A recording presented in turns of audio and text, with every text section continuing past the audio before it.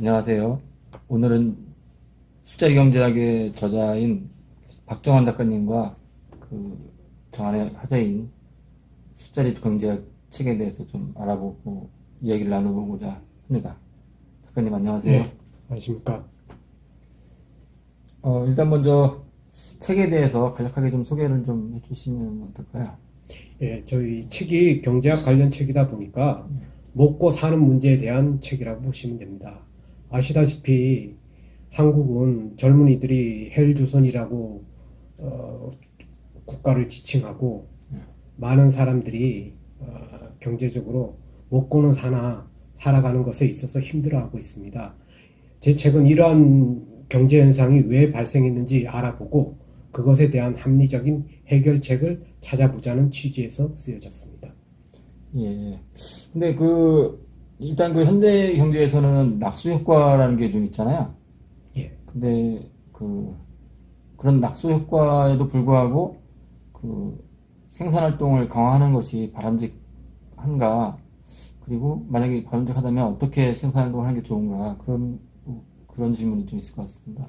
예, 요즘에 낙수 효과가 많이 사라져갖고, 생산 활동을 강화하면 그것이 만약에 경제적인 어떤 불평등을 해소하는데 무슨 도움이 되냐, 이런 견해가 많은데요. 생산 활동에 강화하고 이를 위해서 투자 활동을 강화하는 것은 현대 경제에 매우 중요한 사안입니다. 우리가 잘 아시다시피 1990년대에는 투자율이 GDP 대비 35에서 40%에 이르렀습니다. 이 시대에 한국의 상대적 빈곤율은 7%대였습니다. 한국 역사상 가장 낮은 시기였습니다. 아울러 국민의 85%는 스스로 중산층이라고 생각할 정도로 경제적으로 매우 안정된 사회였습니다. 투자 활동이 매우 높았기 때문에 이런 것이 가능했던 것이죠. 그런데 2010년대에 들어서 한국의 투자율은 GDP 대비 29%로 낮아졌습니다. 국내 투자만 놓고 보면 실질적으로 투자율은 23% 내외로 낮아집니다. 건설 활동에서 투자율이 5%포인트 하락하였고, 설비 투자에 있어서도 8에서 10%포인트가량 낮아졌습니다. 그리하여 오늘날 우리의 이제 상대적 빈곤율은 15% 내외에 이르고 있고, 국민의 40%만 스스로 중산층이라고 생각할 정도로 경제적인 어떤 현상이 매우 안 좋은 방향으로 흘러가게 된 것이죠. 예, 그러면은 이제 그와 관련해 가지고 이제 최근에 우리나라에서 이제 벌어지고 있는 논쟁이 이제 최저임금제하고 예. 그다음에 근로시간 단축 이런 것들이 화두거리인데요. 이런 부분에 대해서는 좀 어떤 생각을 갖고 계신지요? 예, 이 부분도 사실은 투자율의 변화하고 가장 밀접하게 관련되어 있습니다. 아시다시피 한국에 있어서 투자에 있어서 가장 또 하나의 특징은 무엇이냐면 설비 투자의 80에서 90%가 대기업 위주로 이루어지고 있습니다. 그러다 보니 자본 축적이 대기업 위주로 이루어졌고 이에 따라서 대기업과 중소기업 간의 격차가 커지게 되었습니다. 대기업은 고용에 있어서 한 10% 비중을 차지하고 있고요. 중소기업은 80% 내외를 차지하고 있습니다. 대기업과 중소기업의 격차는 대기업 종사자와 중소기업 종사자의 임금 격차로 이어지게 되었습니다. 대기업 종사 인원은 죄송합니다. 말이 조금 빗나가게 조금 헷갈리게 되네요. 중소기업은 대기업은 연구 활동도 강화하고 자동화로 인해서 적은 인원으로 생산성이 높은 활동을 추구합니다. 반면 중소기업은 설비 투자율도 낮고 소위 말해서 인건비에 의존하는 어떤 그런 운영 체계가 정착되어 있습니다. 자영업자도 그렇고요.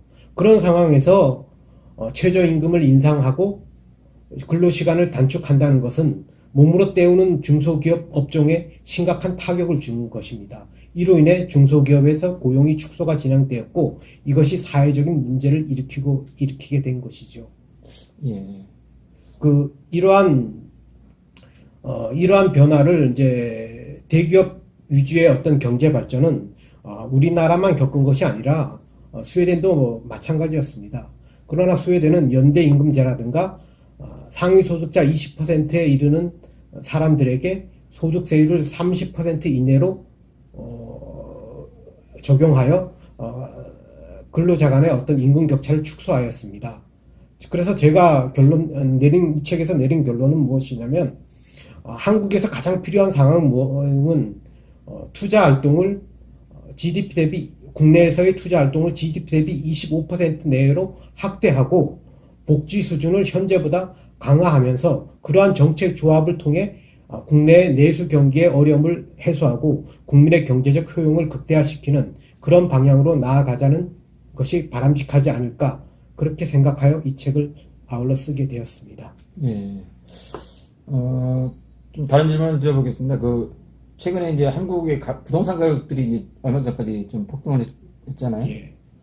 근데 이런 문제는 좀 부동산 가격이 너무 안 오르는 것도 문제일 것 같은데, 어쨌든 어떤 부동산 폭등, 부동산 가격 상승, 이런 문제는 우리가 어떻게 바라봐야 될지, 그런 문제도 좀 궁금하고요. 그 다음에, 이런 어떤 부동산 가치의 상승이라는 건 이제 일각에서는 불로소득으로 생각을 해가지고 되게 이제 나쁜 의미의 이제 소득으로 이렇게 생각들을 많이 하시는데, 이런 건 어떻게 봐야 될까요? 케인즈가 네. 거시경제학을 확립한 이후, 거시경제학에 있어서 신용화폐 제도가 확립되었고, 점증적으로 물가를 상승시키는 그러한 경제정책이 선호되었고 추진되었습니다. 이에 따라서 토지와 같은 자산 가격은 지속적으로 상승했습니다. 자산 가격이 어쩔 수 없이 상승할 수밖에 없는 그런 구조가 한편으로 자리를 차지하게 된 것이죠. 한편 자산 가격의 상승은 부의 효과를 발생시켜 소비를 확대시키는 어떤 그런 긍정적인 효과도 있습니다. 그러나 그런 자산 가격의 상승 수준이 국민의 소득 대비 지나치게 높을 때는 경제적으로 큰 문제를 발생시키게 됩니다.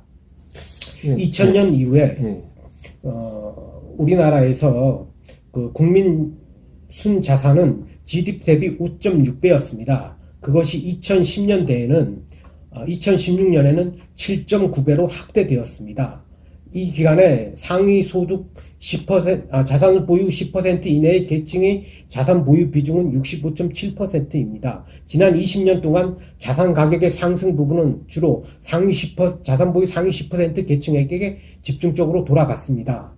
이에 따라서 자산 가격이 주택과 같은 자산 가격이 너무 높기 때문에 저출산과 같은 현상이 심화되었고, 장기적으로 경제가 침체되는 어떤 그런 구조로 한국이 가게 되었습니다. 이러한 구조가 왜 발생하게 됐냐면, 1990년대에는 토지 공개념이라는 제도가 있었습니다. 이것이 토지 가격 상승을 억눌렀는데요. 이것이 2000년대에 폐지되었습니다. 실질적으로. 그리고 또 아울러 재무 구조를 좀 더 우량하게 만드는 어떤 기업의 부동산에 대한 투자 활동이 강화되었고, 민간도 저금리로 인해서 부동산에 대한 투자를 강화함에 따라서 부동산과 같은 자산이 급등하였고, 이것이 현재 한국 경제에 큰 문제를 지금 일으키고 있는 것입니다. 예. 그러면은 제가 이제 원래 여쭤보고 싶은 것은 이제 자산 격차가 그러면 말씀하신 상위 10%가 갖고 있는 상위 10%와 하위 계층 사이의 어떤 큰 자산 격차가 예. 우리나라 경제에 큰 문제를 일으키고 있다. 예. 그 말씀이시잖아요. 예. 그러면은 그 부분은 예. 제가 생각하기에 자산 가격의 급등이 가장 큰 문제를 일으키는 부분은 예. 소비에서 문제를 발생시키고 있습니다. 1980년대에 예. 한국의 소비 비중은 GDP 대비 60%였습니다. 이것이 1990년대에는 50%, 2010년대에도 50%로 낮아졌습니다. 2010년대에 자산 가격이 급등해도 1990년대하고 GDP 대비 소비 비중은 동일합니다. 그러나 그 내용을 보면 천양지차로 다릅니다. 생각해 보십시오. 이 주택 가격이 높으면 그 주택을 구입하기 위해서 돈이 이전보다 더 많이 필요합니다. 이에 따라서 사람들은 주택 이외에 부분의 소비 활동을 위축시키게 되는 것이지요. 주택 가격이 높을 때는 특히 그렇습니다. 주택 구입은 한편 소비로도 잡힙니다. 그러다 보니까 주택 구입이 소비이고 또 주택을 구입하기 위한 활동을 하기 위해서 사람들이 저축을 강화하거나 은행에서 대출 활동을 일으킵니다. 그래서 주택 구입은 저축인 면도 있습니다. 이래서 주택 구입에 사람들이 지나치게 많은 자원을 소비하게 됨에 따라 다른 부분의 소비 활동은 위축되게 되고 이것이 다른 부분의 생산 활동을 위축시키기도 합니다. 한국에서 이런 주택 가격의 급등은 특히 이제 단기적으로 경제 성장률을 높이는 어떤 그런 착시 효과도 일으키나 장기적으로 안정적인 경제 성장에는 해롭습니다. 이 비율이 어느 정도인지를 알 수 있는 가장 좋은 방법은 GDP 대비 건설의 비중을 살펴보면 알 수 있습니다. 선진국은 GDP 대비 건설 비중이 3에서 4%인데요. 한국은 그 비중이 무려 5.5%에 이릅니다. 예, 잘 들었습니다. 뭐 여러 가지 말씀을 짧은 시간 동안 해주셨는데요. 예. 마지막으로 이 책에 관련해가지고 마지막으로 오늘 얘기를 마무리 좀 간단하게 해주시면 좋겠습니다. 예. 폴 사무엘스는 행복은 욕망분의 소비로 정의했습니다. 사람이 행복해지기 위해서는 물질적인 부분과 정신적인 부분이 조화를 이루어 나가야 됨을 폴 사무엘스는 말하고 있습니다. 우리가 요즘 이 세상은 풍요로운 사회나 상위 계층, 소득 계층하고 하위 소득 계층의 격차가 커짐에 따라 물질적으로 누릴 수 있는 그러한 어떤 혜택은 천양지차입니다. 그래서 사람들이 욕망을 조절하기는 매우 어렵습니다. 소비 활동을 다른 사람과 비교함에 따라 나는 왜 이렇게 소비가 적지 이런 생각을 또 가지게 됨에 따라 사람들이 행복해지기는 매우 어려운 사회가 오늘날의 사회입니다. 이런 사회를 개혁하기 위해서는 신경끄기의 기술과 같은 책처럼 정신적으로 고통 대비 일에 대해서 만족을 느끼거나 아니면 다른 여러 일에 신경을 끄면서 살아가는 방향이 하나 있고요. 또 다른 하나의 방법은 물질적인 부분에서 많은 소비를 할 수 있는 방법을 강구하는 것에 있습니다. 그러나 그 물질적인 소비는 많은 사람이 아닌 일부 계층에게 요즘에 집중되어 있습니다. 이런 것을 보다 많은 사람들이 혜택을 받을 수 있는 경제가 성장함에 따라 골고루 혜택을 받을 수 있는 자본주의 하에서도 그러한 방향을 찾고자 하는 취지로 이 책은 쓰여졌고요. 제 책이 그런 방향으로 국가가 나아가는데 조금이나마 도움이 되었으면 좋겠습니다. 네, 오늘 말씀 감사합니다. 예. 이상 술자리 경제학의 저자 박정환 선생님이었습니다. 고맙습니다. 감사합니다.